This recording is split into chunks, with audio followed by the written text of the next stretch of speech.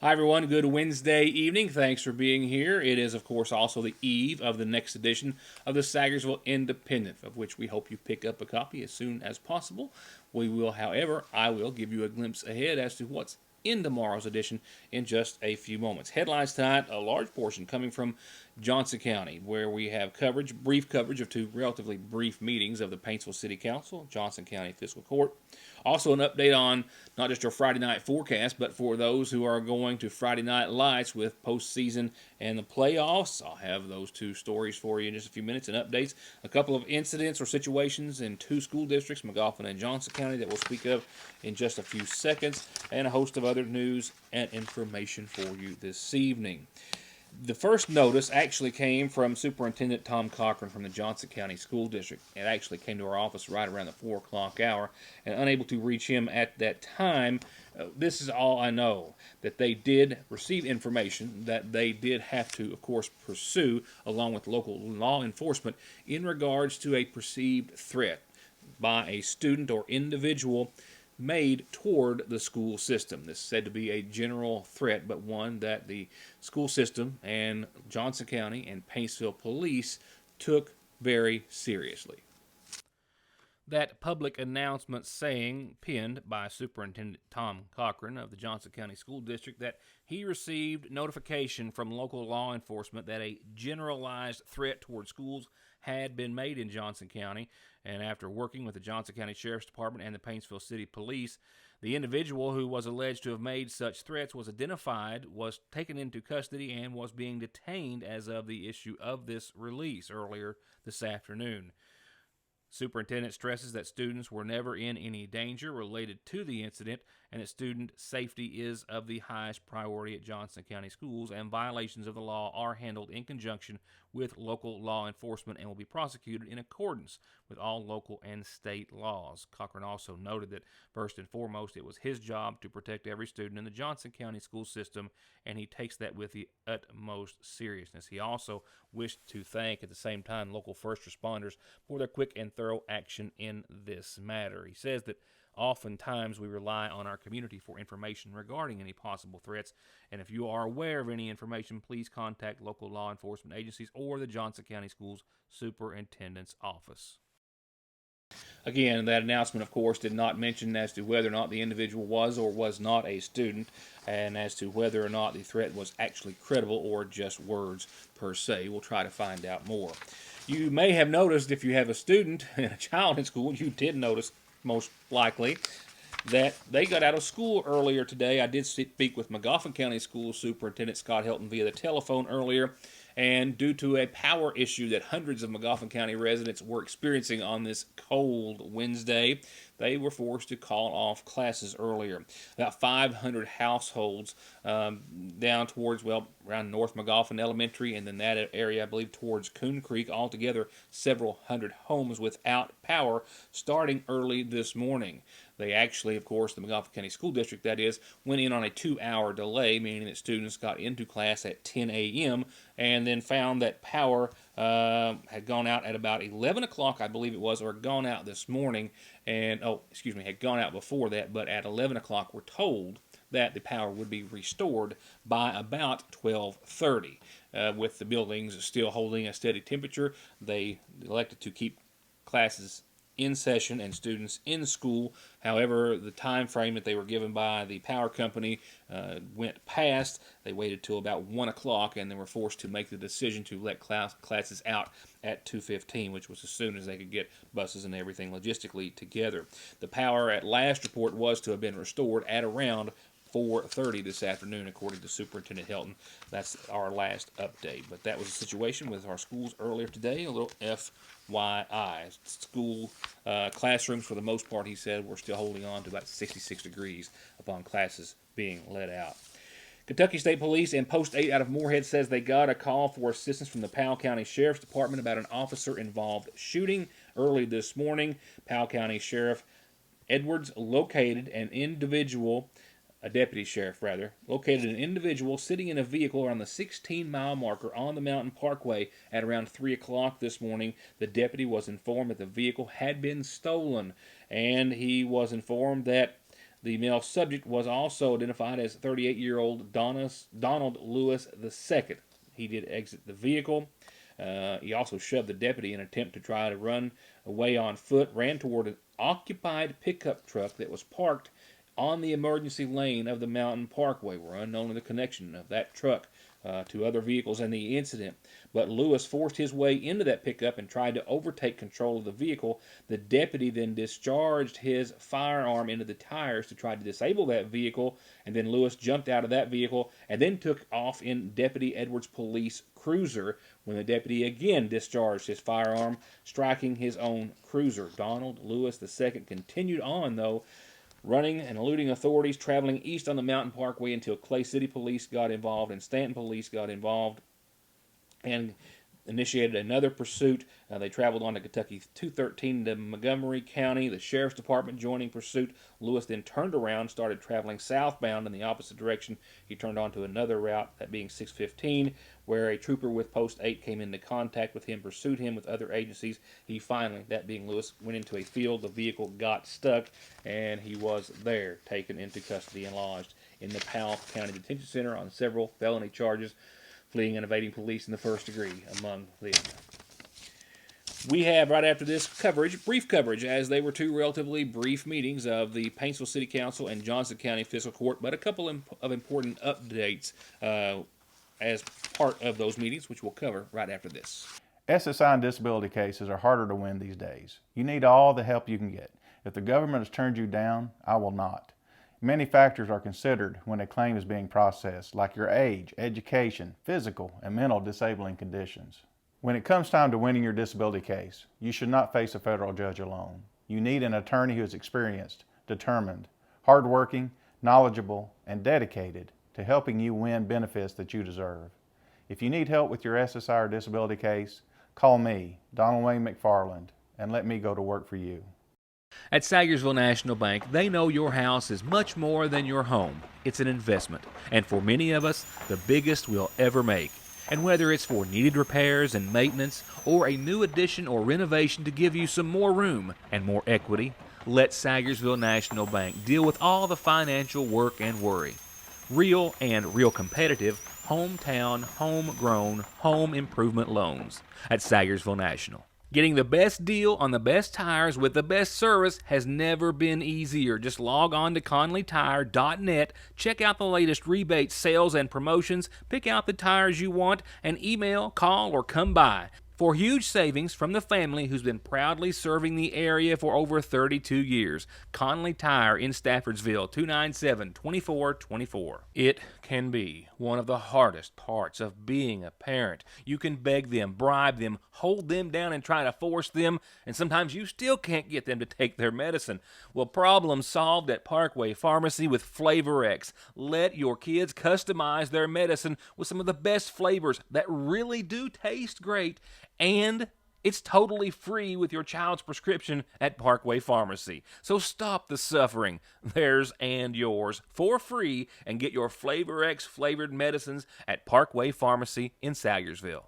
Right now, for pennies on the dollar, a huge selection of like-new laptop computers, a fresh stock of video games, the Cadillac of dog tracking and training systems, new hunting rifles, accessories, and ammo. And they always stock, buy, sell, and pawn gold and silver coins and jewelry with a new selection just in at Parkway Gun & Pawn in Sagersville, 349 Pawn. The Paintsville City Council met in regular session on Monday night of this week. We'll go over a few items of business discussed, as well as a couple of updates. One on Blacktop, which is going to be postponed. You can probably ascertain why. But also another update per Mayor Runyon in regards to that flood wall or flood control project to the tune of tens of millions of dollars, which was announced earlier this year. Early on, they discussed and approved the surplus of the structure that surrounds or covers the outdoor basketball court at the Recreation Center, not just described as an eyesore, but also as a safety issue. Its dilapidating condition would need much repairs that just weren't feasible monetarily. They are going to remove it, surplus it. They're also planning on putting on some new paint and some new goals and making the outdoor basketball court much more user-friendly in the near future. The mayor also noted that the city had drawn and sent a letter to the owner of the old Speedway property near the recreation center, asking that property to be donated to the city by the owner. That letter just going out in the past few days, and they've not received a response as of yet. There was a reappointment to the Tourism Commission approved by the council of Connie Bays, who was reappointed to her seat. And lastly, an update on Blacktop, some $200,000 as was appropriated and announced by Governor Matt Bevin as he stopped through eastern Kentucky, making several such announcements. And as several such county and city governments are having to realize it's coming to an end for Blacktop season. I met with me and Coach Belcher and Jimmy Castle met with the guy that was going to lay the blacktop for your $197,000 that you got from the governor, and that was 2nd Street, 6th Street, and South Side, which is called Mill Branch Road, by the way. Those 3 roads, and we had a meeting and sat down and looked at the weather that was coming up. And we all agreed that it'd probably be best to wait till the spring of the year, because according to him, if you lay that blacktop in certain weather, it's not gonna take real well. Right. So I just wanted to mention to you, we're gonna wait till the spring of the year to lay those 3 streets. And in one more update, this one on the flood wall or flood control project for Paintsville and for Johnson County as well. Mayor Runyon said that at last report, the project was actually ahead of schedule. They have moved that public meeting now. This will make the 3rd time, right, Gary? When's it gonna be? January. Oh, okay, The I public knew then, I meeting- thought you meant they moved it again. As of now, is going to be in January. So I'm sure they'll meet with us before that public meeting, let us know basically about what they're going to try to Well, when do. they have that public meeting, they'll give us all the information. All the information all you that's need. gonna be. And the reason being is they didn't want to go in there with 2 or 3 different alternatives. They wanted to come to the public with one plan. Well, You they know, started this out is- with 3, didn't They they? started out with 3, actually 4. Started out with 4. Runyon also noting that the goal of that multi-million-dollar project announced months ago by the Corps of Engineers and other departments is to get everyone, or nearly everyone, in Paintsville out of the floodplain. The Johnson County Fiscal Court had what Judge McKenzie last night referred to as a streamlined meeting, already understanding that they would require 2 meetings of the Fiscal Court this month. Here's the coverage. A brief or streamlined meeting, as Judge McKenzie explained. It was a special session. I believe the regular meeting postponed due to it being Veterans Day. And there's also some business that needs to come before the fiscal court, says the judge, sometime next week. They actually plan on having another special session Tuesday at 4:45. But in last night's meeting, they accepted the county clerk's 3rd quarter report, the sheriff's 3rd quarter report as well. They opened a bid for a new John Deere skid steer loader from Leslie Equipment, the only bid submitted, for $58,529. And one of the last items of business was an update to the administrative code, with Judge McKenzie saying that a complete updated administrative code was forthcoming for the county, but that one revision was needing to be made at this point as deemed by auditors who brought it to the court's attention. The policy needing amended pertained to travel reimbursement levels, a formality which had previously dictated that the county was only allowed to allot so many dollars per meal per day. This will just be a part of the overall administrative code approval. Hopefully next month we can get the admin code put together, a complete draft for your review. But this is an item that needs to be addressed in the interim, because we are aware that we are not, in some instances, not compliant with this particular code. And again, when it comes to travel reimbursement, you can see the amounts that were in place, and it's hard with the current costs and expenses to travel. You just really cannot travel with those reimbursement levels. So the previous code identified values for breakfast, lunch, and dinner.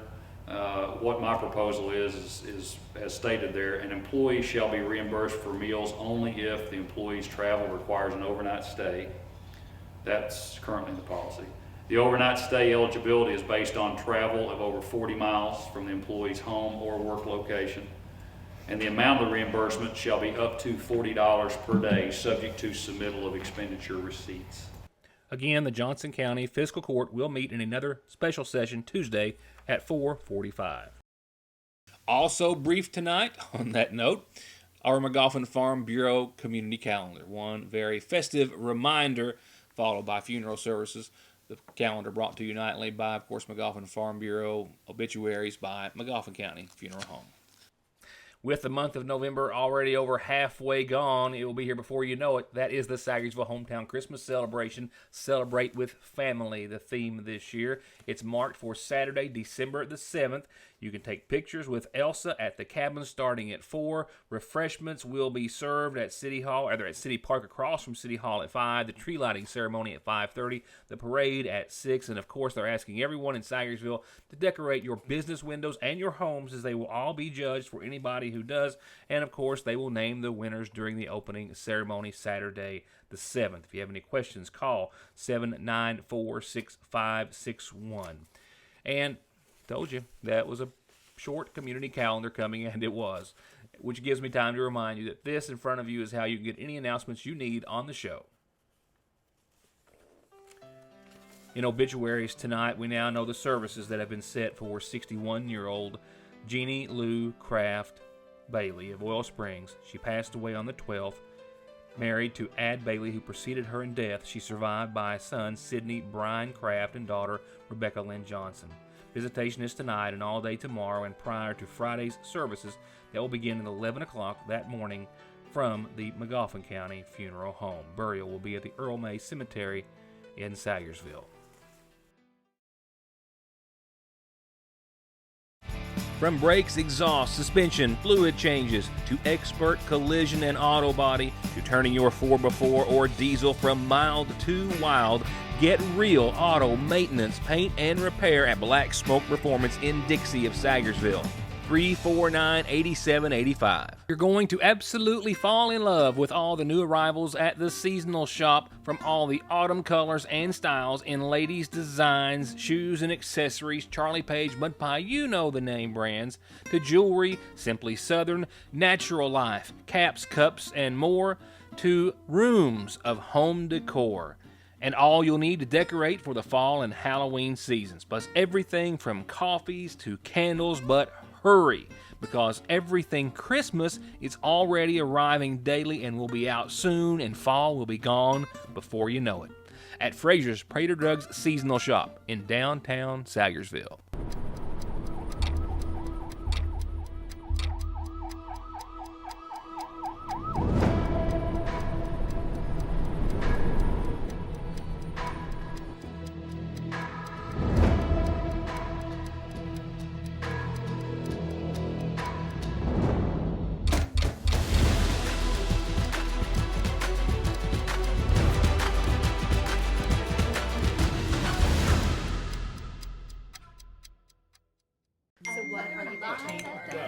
Welcome to my blog. Be sure to leave a comment.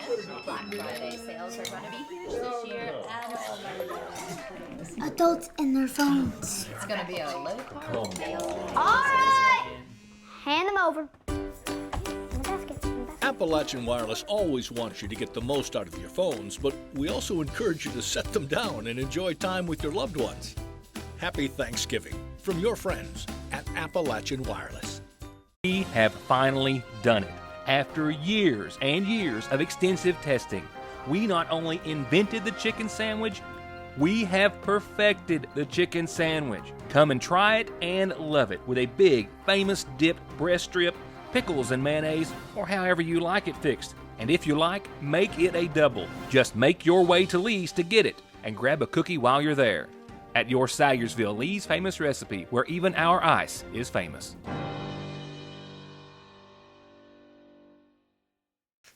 Well, let's talk about Friday night specifically, and we're going to talk about other nights and days as well in your weather forecast. But let's talk about Friday night and your forecast, and just how much folks will have to bundle up for those going on to catch postseason play.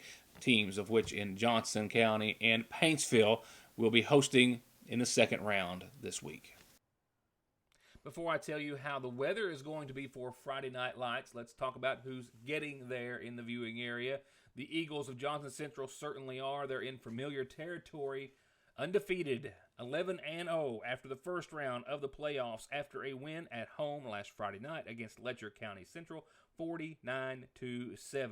At the most, they have held an opponent to 29 points. That was South Charleston back in September. 16 points for Belfry. They have dominated another year of Class 4A and are only behind Boyle County in class standings. And they will go into the second round of the playoffs still at home this Friday night, hosting Harlan County.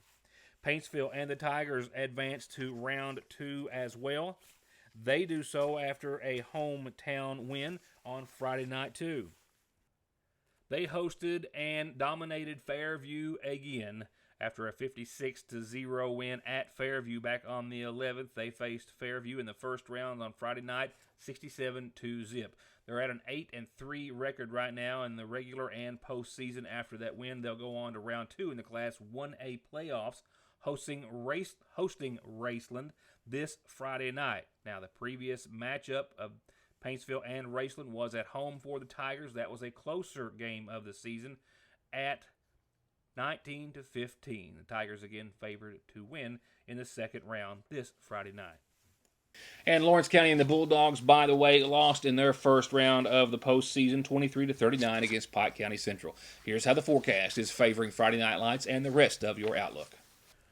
Yeah, some smooth, albeit cool sailing for days, essentially for your entire forecast. Yeah, no word of any precipitation or at any time or anywhere in your Licking Valley RACC outlook. Tonight being the coldest night of the entire week's worth of forecast at 20 degrees under mostly clear skies and a calm wind. Tomorrow, warming still up to about 46. We'll see the mid-40s along with sunshine for your Thursday. Partly cloudy tomorrow night. A nice day again on your Friday, still cooler, but 47, mostly sunny, still in the mid-20s. Saturday, 45, mostly sunny, still in the mid-20s, staying consistent all the way through the end of the first half of your weekend. And from there, we jump a notch pretty much across the board, from the 40s and 20s to the 50s and 30s for the most part. 51 and sunny on your Sunday, upper 20s that night, mind you. But Monday, still full of sunshine, 53. 30 for your nighttime low. Some clouds Monday night that are just clouds, nothing else. Tuesday of next week, we're still holding on to the low 50s and a lot of sunshine. Temperature still around freezing, but a tick or two above. Wednesday of next week, 54, mostly sunny degrees, partly cloudy that night, and just a few degrees again above freezing. A lot of sunshine, the 40s for about 4 more days, 50s thereafter. And that's a wrap for this Wednesday with a lot coming out in tomorrow's edition of the Sagersville Independent. Not only will Veterans Day be covered, but also looking back and honoring Henry J. Joseph as well. A special 101st birthday wish out there as well. A little bit of the winter weather that we saw. Maroon and White Night just around the corner. You'll need to make that a must-read. And in our historical page, we'll talk about basketball. 1987 will be the year. Hope you pick up an issue and hope to see you back here tomorrow night.